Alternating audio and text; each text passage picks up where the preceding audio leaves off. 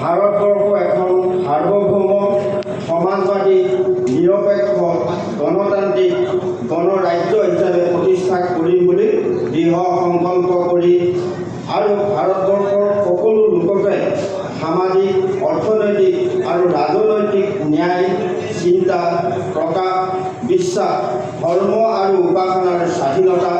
সৰ্বমৰ্যাদা আৰু সুযোগ দিম বুলি আৰু তেওঁলোকৰ মাজত ব্যক্তিৰ মৰ্যাদা জাতীয় ঐক্য আৰু সংহতি নিশ্চিতকাৰী ভাতৃত্বভাৱ বৃদ্ধি কৰিবলৈ আজি 1941 চনৰ 26 নৱেম্বৰ তাৰিখে আমাৰ সংবিধান সভাই